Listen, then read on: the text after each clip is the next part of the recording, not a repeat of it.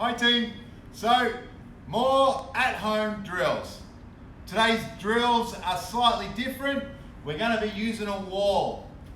This can be quite a good way to practice working off your back, playing open guard, getting your hips moving, etc. So, you need just a wall and a clean surface to work on. It doesn't need to be a padded wall. What we're going to start with is some basic movements first.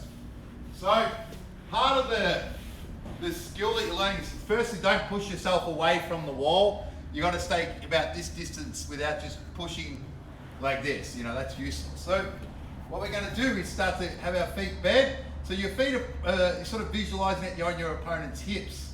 Yeah, about their hip height, you're going to start to just bridge up.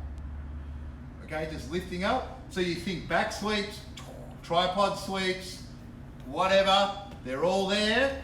And a lot of it's getting your hips up. Or, you know, if I was going to play open guard and shoot up for a triangle, to lock in the triangle, a lot of this pushing off the hip to lift your hips is super important. So locking up a triangle, gone. So, just the movements now is straight up bridge. Straight up bridge. Straight up bridge. Next one is side to side bridge. So this would be more your tripod sort of sweeps. If you can visualize now grabbing the ankle and sweeping out. Other side, look. Side to side. Just side to side with the bridges now. Yeah?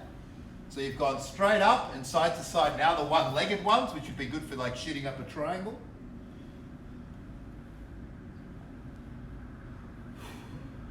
Go for about 4 or 5 each side. Switch sides. You don't have to follow this video. Once you've watched it, you can just make up your own sequence.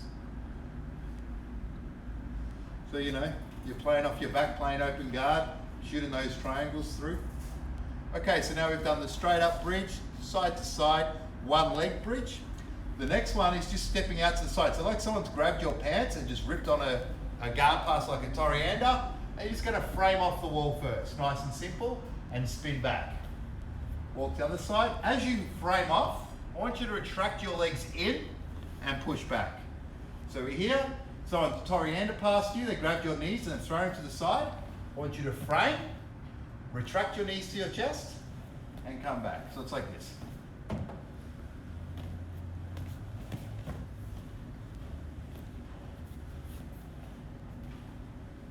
Okay, now we're going to do a crossover. So your feet walk to the side, your outside leg steps over the top, and now you think about pushing off your partner's hip and pushing them back or their shoulder and come back. Boom. Someone's grabbed your legs, they're thrown them to the side, your outside leg comes over, crosses over the top, pushes them away.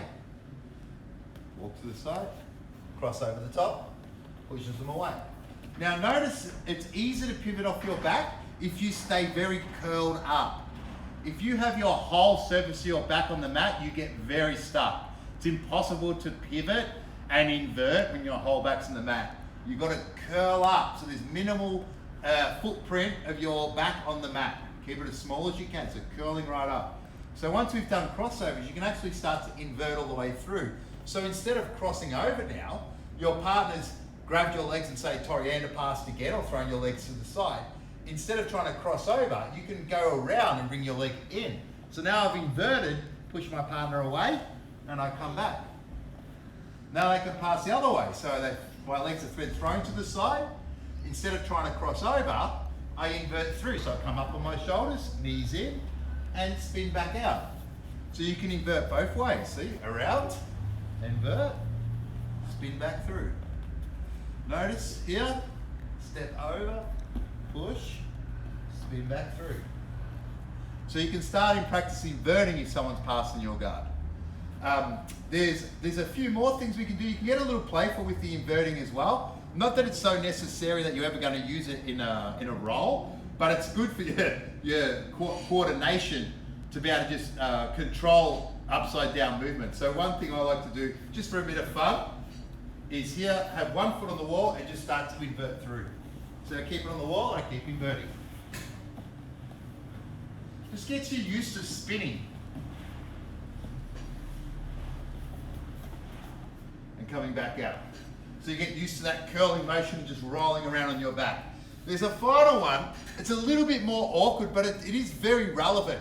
It's when your legs go to the side, and instead of crossing over, inverting, a lot of the time you've got to go belly down. So I thread through, so threading the needle. If someone's throwing my legs to the side and I can't stop them from passing, I can't invert, sometimes you've got to go belly down. I come here, now I push away, come off my knees and sit back to go. So when we're here, my legs have been, I thread the needle through, go to my belly, come up, sit back through. So here, thread the needle, go to my belly, sit up, come back to my guard. Here, thread the needle, my belly, come back to my guard.